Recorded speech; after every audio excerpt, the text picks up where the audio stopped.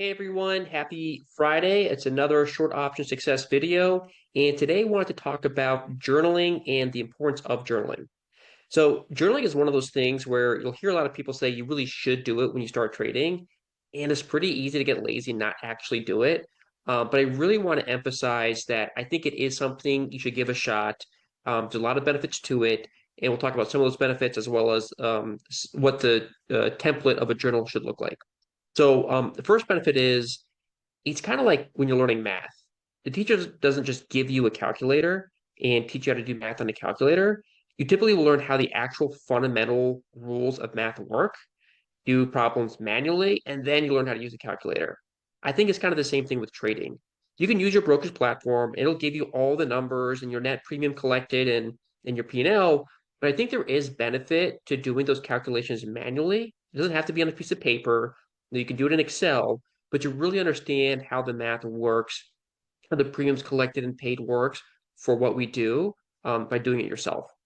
The second thing it really helps with is just helping to stay organized because, when you're first getting into it, you think, I'm not going to be doing that many trades. I can remember what I did and why I did it. But you'll find that it quickly becomes complicated.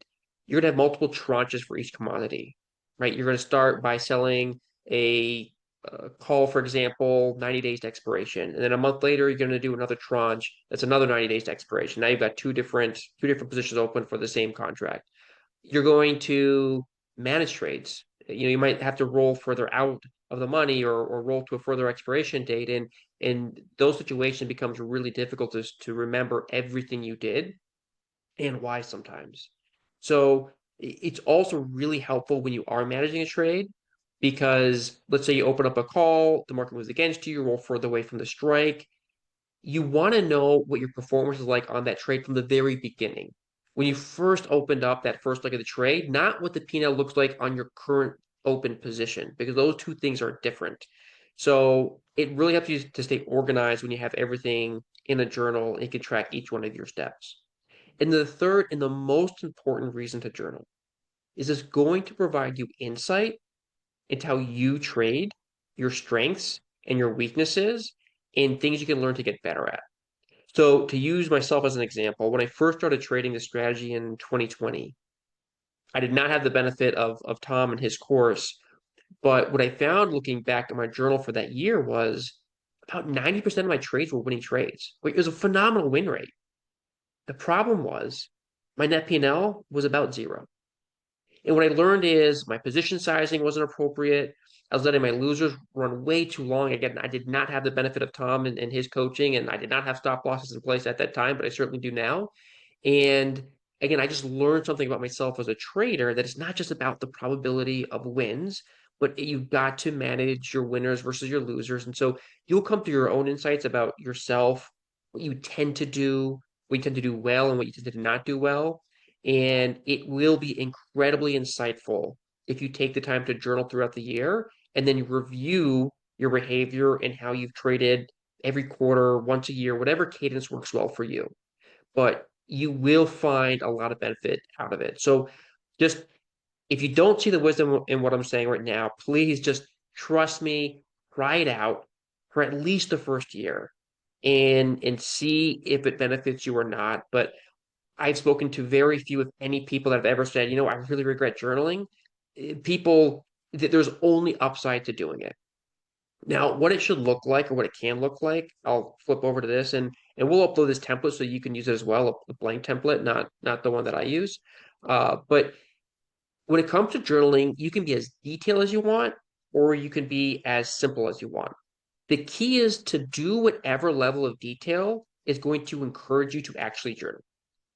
So if tracking every single fee and commission that you're paying feels overwhelming and it just feels like such a grind and you're going to end up not journaling because of how much of a grind it feels, well, then just do a simpler version of the journaling. Again, you don't have to do every single column that I have on the spreadsheet, for example, but figure out what works for you and stick to it. And what works for you is whatever you're going to maintain throughout the course of the year. So what I say is at a bare minimum, these are the columns that I would focus on. I would note the symbol you're trading, the strategy, or is it a call or a put, the strike price, the date you're entering, and the date of expiration. So you understand the day's expiration for that trade. Then you want to note your net premium collected. Again, if you don't want to note every single commission and fee and how many contracts you have, and you just want to hard code the number of this is the net premium collected, then do that. Then you also need to note the date you exited the trade, the net premium you paid to get out of the trade, whether you got out of it early and you paid a premium or zero if it just expired worthless, what your overall P&L was for that trade, which would just be, your total premium that you collect when you entered versus the amount of premium you paid to get out. And then the other thing that I think is incredibly helpful, this is where a lot of the insight comes from, is did you follow your rules on that particular trade?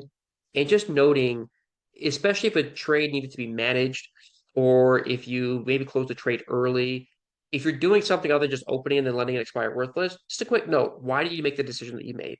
And that's where you're going to get a lot of insight when you go back and look at this down the road. So if you have any questions on this, the benefits of journaling, or how to use this specific template, feel free to reach out to myself or one of your coaches, and we'd be happy to help you out. But again, I really encourage you guys to journal just at least for the first year. I do think you'll find a lot of benefit in it, and wish you guys good luck trading.